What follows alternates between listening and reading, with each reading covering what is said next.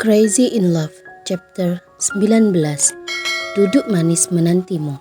Bukan hanya Zahra yang tak sabar.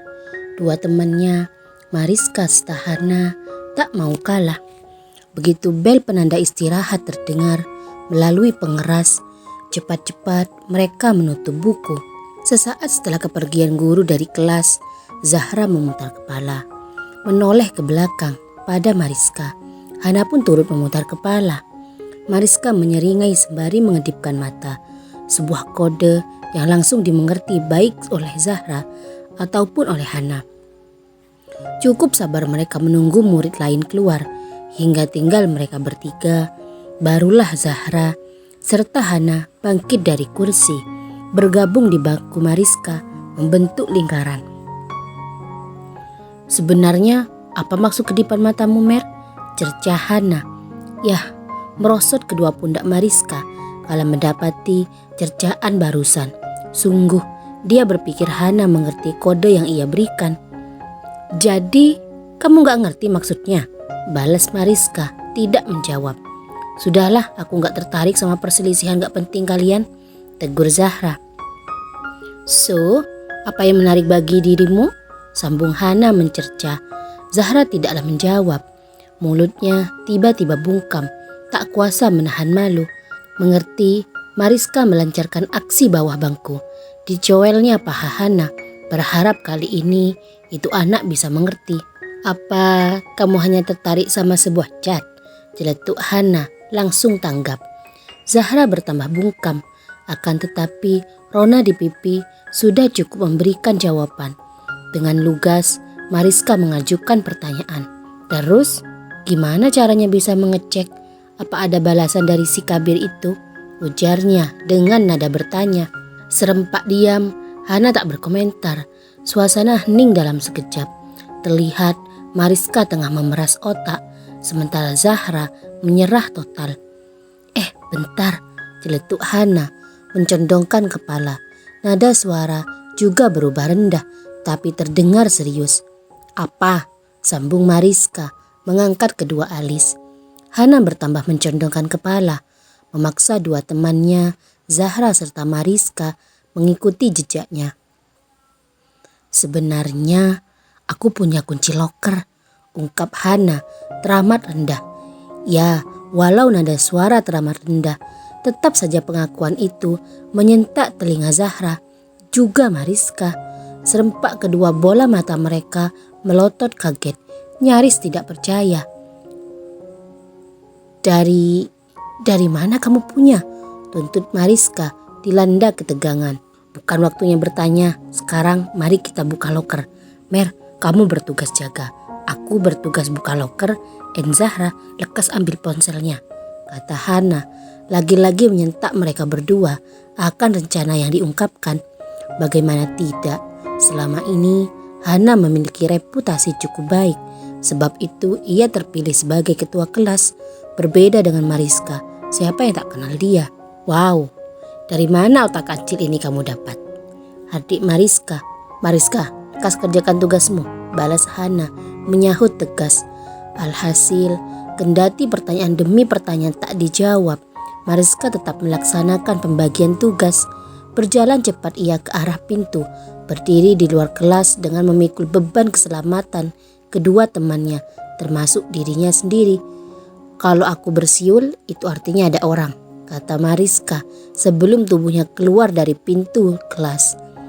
Bagian berikutnya adalah tugas besar penuh resiko Hana.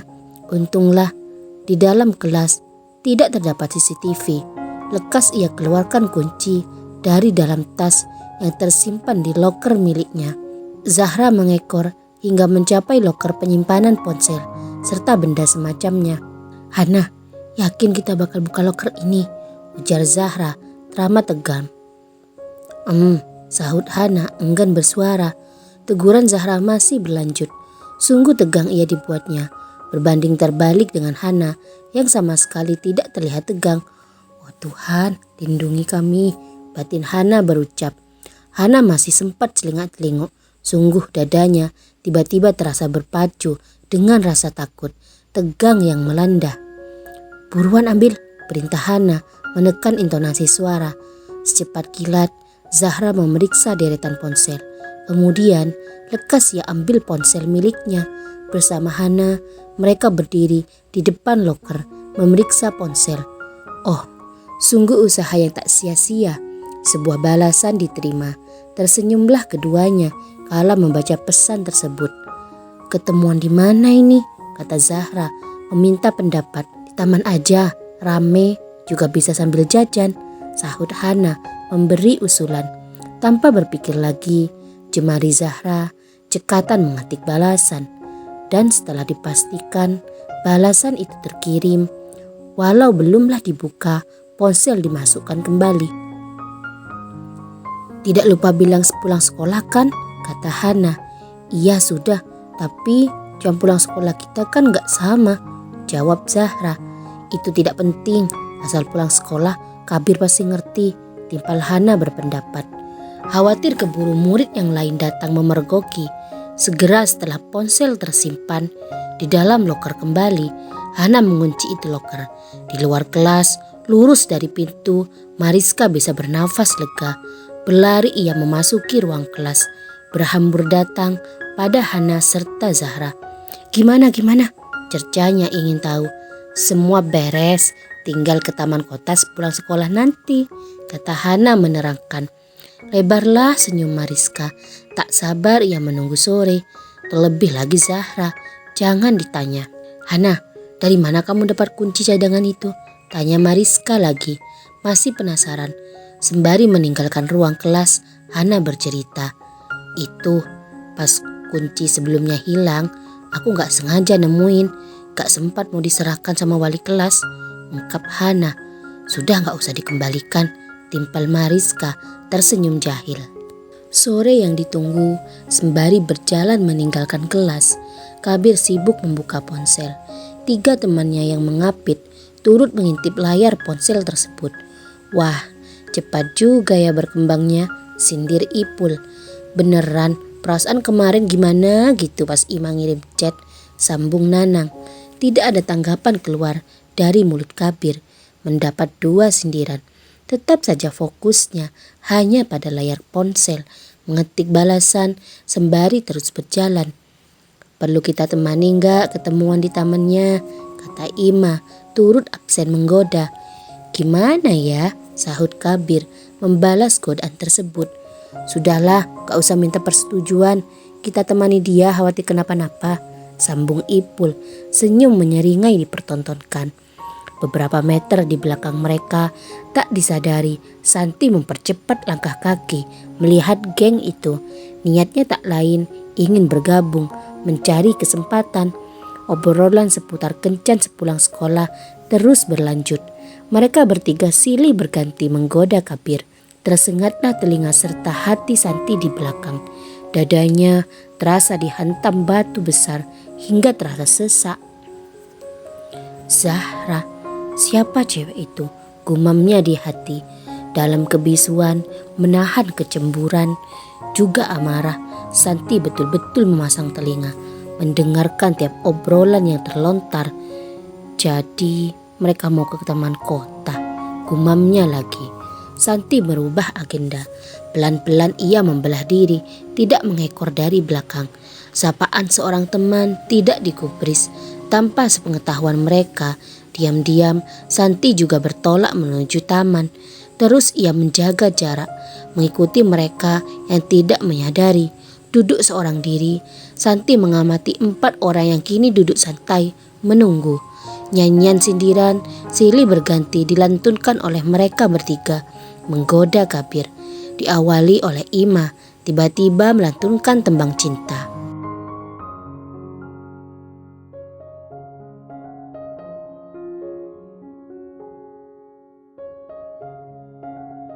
Senyum seringai dipertontonkan oleh Ipul juga Nanang.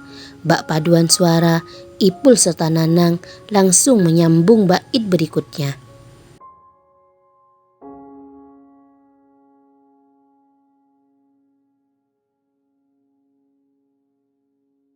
Di sebelah mereka, Kabir tertunduk, menahan senyum yang tak mampu ditahan.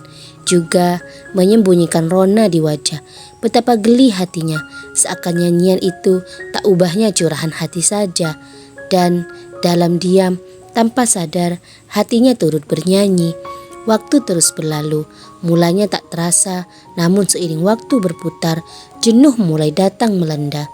Sementara Zahra yang membuat janji masih berada di sekolah.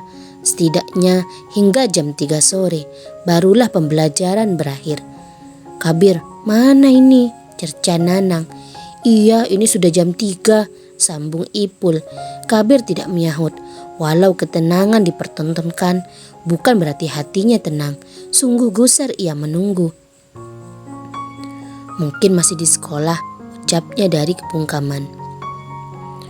"Iya juga, mereka sekolahnya hanya 5 hari, imbuh Ima, teringat akan cerita Mariska. Jam pembelajaran mereka yang ditunggu barulah usai. Begitu guru meninggalkan kelas, semua murid semburat mencapai loker mereka. Tak seberapa lama, wali kelas datang hanya untuk membuka loker, tempat barang digital disita sementara waktu. "Buruan cek," perintah Mariska. Rupanya beberapa pesan didapat. Pastilah Kabir menunggu di sana, pikir Zahra. Tidak ingin membuat ia lelah menunggu, Zahra langsung menghubungi. Di taman, tidak hanya Kabir yang dibuat tersentak. Sungguh dering ponsel yang dinanti menyentak mereka. "Siapa?" cerca Ipul sebagai jawaban. Kabir melempar senyum. Lekas ia angkat panggilan tersebut. Tidak jauh dari sana, dari tempat pengintaian, muka Santi bertambah kesal melihat senyum Kabir. "Maaf, kelasku baru selesai," ungkap Zahra. "Aku meluncur ke sana," imbuhnya lagi, tidak memberi kesempatan bagi Kabir bersuara. Selepas membuat panggilan, tanpa mengulur waktu, 3 wedding pitch berlari meninggalkan gedung sekolah. Untuk Raihan, kali ini Zahra hanya memberitahu anak itu lewat pesan singkat. Mengerti izin secara langsung hanya akan mempersulit dirinya. "Betah juga dia ya nungguin tambatan hati," cibir Mariska. "Itu yang disebut cinta. Kamu sih belum ketiban cinta," sambung Hana turut menggoda. Ia yang digoda senyum-senyum menanggapi. Bahkan senyum itu seakan tak mau berlalu, malah kian tambah langgeng saja. Manakala ketiganya telah mencapai taman kota. Sore yang indah. Mungkin itu yang dirasakan Zahra mengiringi langkahnya. "Zahra, beneran ini kita datang ke sini berketemuan?" bisik Hana masih tidak percaya. Ya, bagaimana tidak? Itu adalah pengalaman pertama baginya, walau bukan ia secara langsung. "Kamu masih gak percaya?" sambung Mariska. "Hehe, rasanya tadi itu gimana gitu," kata Hana membuat pengakuan. Mariska menyeringai geli. 3 wedding pitch tersebut cukup terkaget kala mendapati Kabir sama-sama membawa pengawal. Seketika mulut Mariska menyeletuk. Wah, sama-sama bawa bodyguard ya. "Lantas gimana ini nanti alurnya?" timpal Hana. Dari tempat mereka duduk, Ima melambaikan tangan, juga menyapa mereka. Sementara Kabir malah diam tertunduk, tak berani menampakkan wajahnya yang diselimuti rona merah. Di samping 2 temannya, Ipul serta Nanang, cukup peka membaca perubahan bahasa tubuh Kabir. "Jangan tegang kawan," bisik Ipul, lalu bergeser. Pun sama, Nanang turut bergeser, memaksa Ima bergeser pula. Tidak hanya menjaga jarak, kala Zahra serta 2 temannya telah mencapai mereka, Ipul mengawali bangkit. "Ima, cari jajanan yuk," ajaknya, sekedar modus. "Ayo," sahut Ima. Pada mau kemana?" tegur Zahra dengan polosnya melempar tanya. Mereka 3 anak itu kompak memberikan senyum sebagai jawaban. Entahlah Zahra mengerti atau hanya sekedar naif saja, ia membalas senyuman tersebut. Mengikuti jejak mereka bertiga, tim Zahra, yakni Mariska serta Hana, juga undur diri. Dengan alasan berkeliling menikmati sore, mereka lekas berlalu. "Loh, kalian mau pergi juga?" tegur Zahra lagi. "Iya, keliling menikmati sore indah ini dengan cara kita," balas Mariska terdengar seperti sindiran saja di telinga Kabir. Sungguh bertambah merona itu pipi, sementara Zahra malah nyaris tanpa ekspresi, benar-benar kurang peka. Kabir, kita pergi dulu, pamit Hana, sekedar iseng, hanya ingin melihat mimik wajah laki-laki itu saja. Malu-malu, Kabir mengangkat kepala, senyum agak datar ia berikan. Dah Zahra, seru Mariska mengedipkan mata. Dari tempat pengintaian, Santi kepalang cemburunya. Emosi serasa naik hingga ke ubun-ubun. Ingin rasanya ia bangkit, datang dan menyeret Zahra. Namun apalah daya, hanya bisa menyimpan kemarahan. Jadi kedatangan mereka dulu di toko memang sudah direncanakan, ucapnya menatap tajam dua orang yang sedang duduk berdua. Tak ingin lebih lama menonton pertunjukan itu, Santi memilih enyah dari sana. Pergi dengan rasa sakit menyeliputi dada.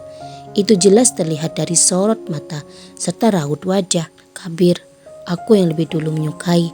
Harusnya rasa itu menjadi milikku, gumamnya menumpahkan kemarahan. Sekian cerita dari episode hari ini. Terima kasih. Jangan lupa like, komen, share, serta subscribe. Tunggu ya episode selanjutnya.